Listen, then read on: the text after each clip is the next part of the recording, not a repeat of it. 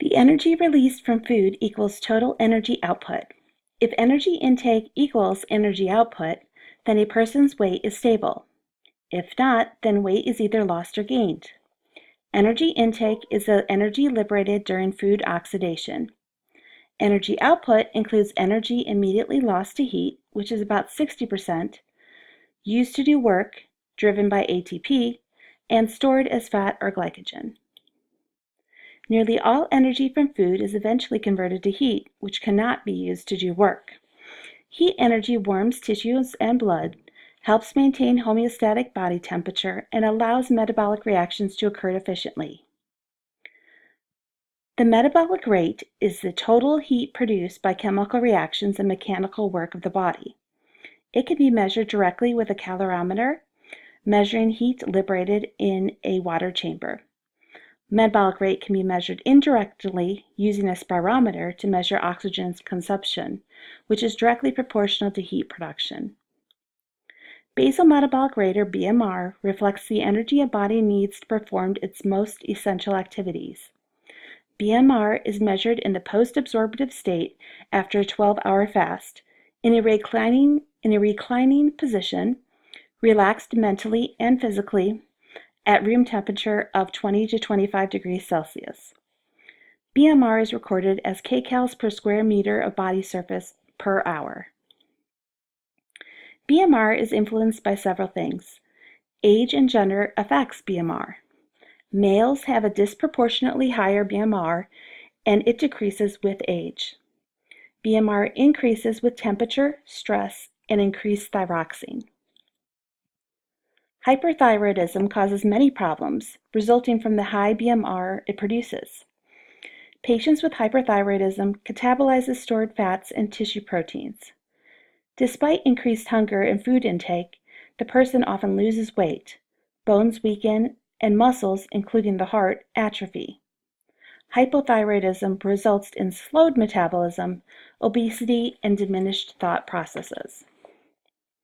Total metabolic rate, or TMR, is the rate of kilocalorie consumption needed to fuel all ongoing activities. TMR increases the skeletal muscle activity and food ingestion, or food-induced thermogenesis. The greatest increase is with protein and alcohol ingestion.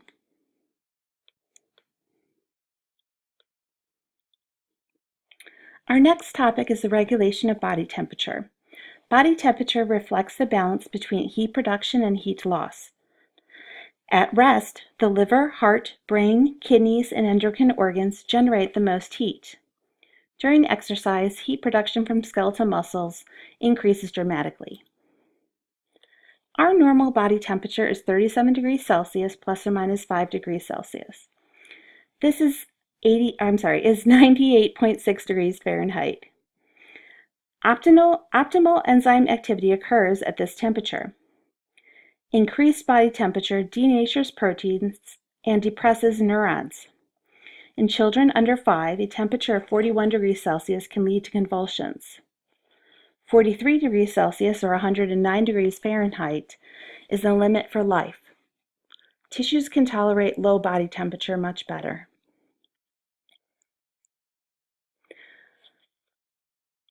Our body temperature remains constant as long as heat produced by our bodies equals heat lost.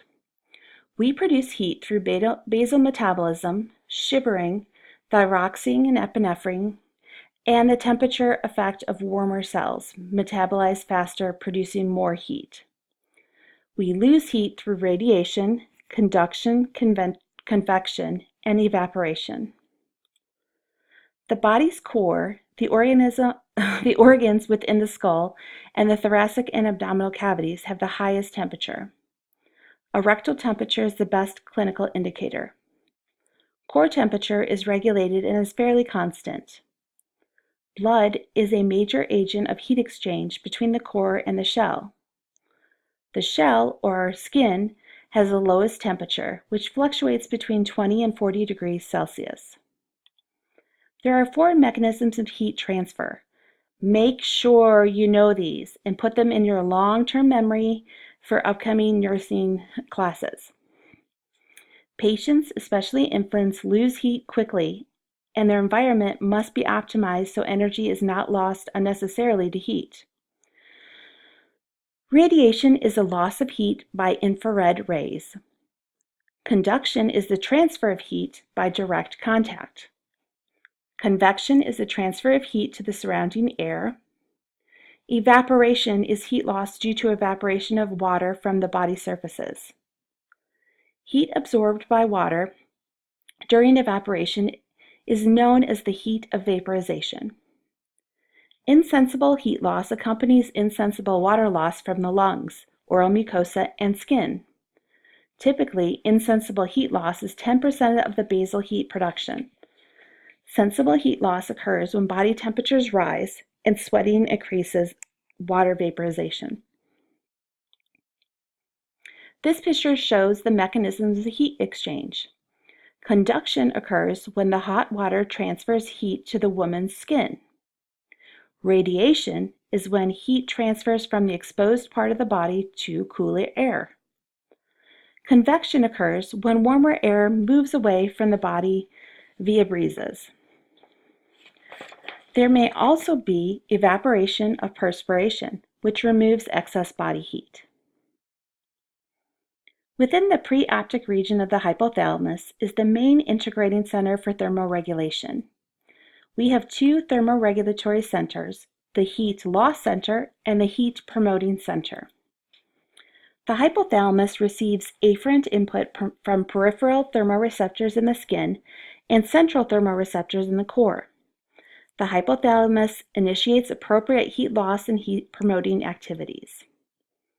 Heat-promoting mechanisms include the constriction of cutaneous blood vessels, which are regulated by the sympathetic nervous system, shivering, which is heat from skeletal muscle activity.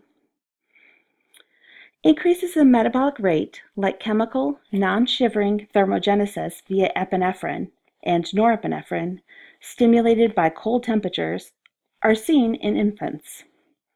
A special type of adipose tissue called brown adipose tissue in both infants and adults has been shown to dissipate energy by producing heat by this mechanism. Infants may also increase the release of thyroxine to promote heat production. Some voluntary behavioral modifications to prevent overcooling of our core are that we put on more clothing, we drink hot fluids, we change posture to clasp our arms around our chest, and we increase physical activity like doing some jumping jacks.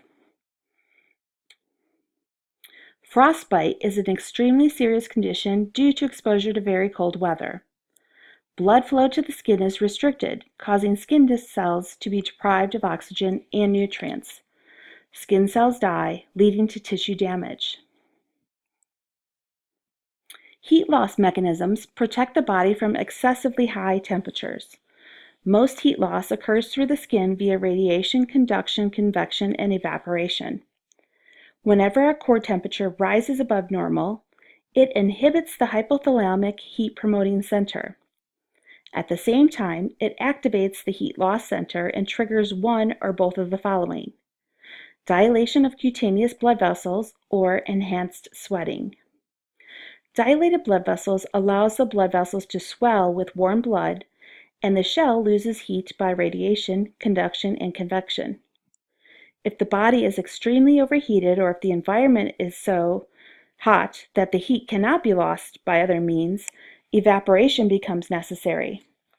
Sympathetic fibers activate the sweat glands to spew out large amounts of perspiration. Evaporation of perspiration is an efficient means of ridding the body of surplus heat, as long as the air is dry.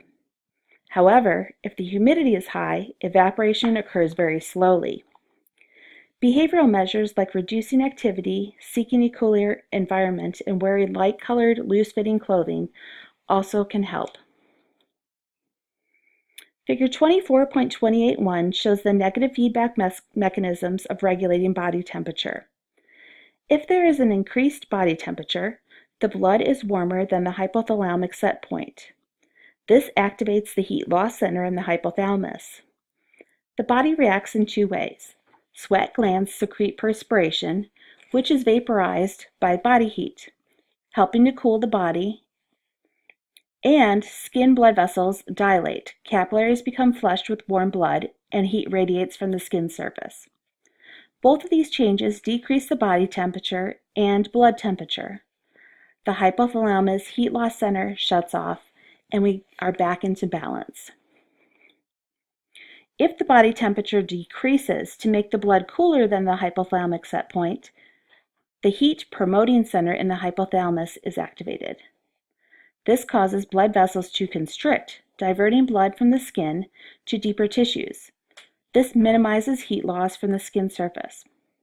Also, skeletal muscles are activated to shiver to produce heat. These two results cause the body temperature to rise, and the hypothalamus heat promoting center shuts off. And once again, we are back into homeostatic balance. Hyperthermia is when elevated body temperatures depress the hypothalamus. A positive feedback mechanism of heat stroke begins when the core temperature reaches 41 degrees Celsius.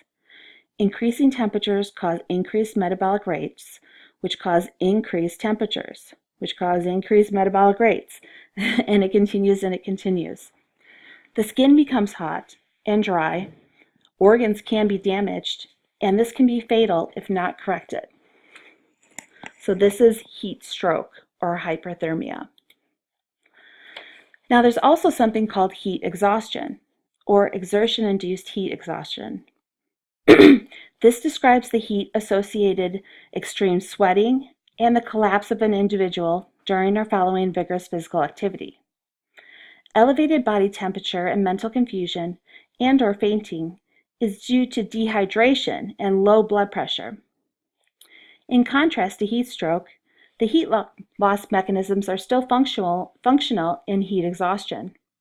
However, it can rapidly progress to heat stroke if the body is not cooled and rehydrated promptly. Hypothermia is low body temperature from cold exposure. Excuse me. During hypothermia, vital signs decrease. Shivering stops when the core temperature reaches 30 to 32 degrees Celsius. It can progress to coma and death by cardiac arrest at 21 degrees Celsius.